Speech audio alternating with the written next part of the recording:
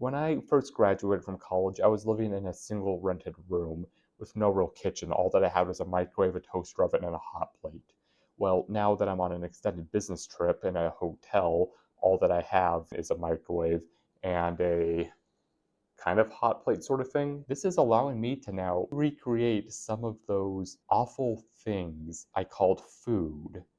Today, I butcher an already bad stroganoff recipe. Begin by turning on the burners and then find a suitable knife to chop up an onion and chop up the onion.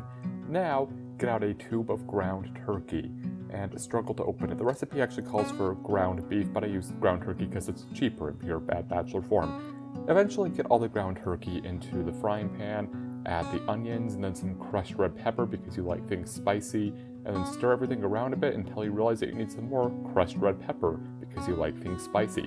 Then continue to stir everything around until the meat is brown, and then look and struggle to find a can opener. Can't find a can opener, you try to use a bottle opener instead, then look again, find an actual can opener to open a can of condensed cream of mushroom soup.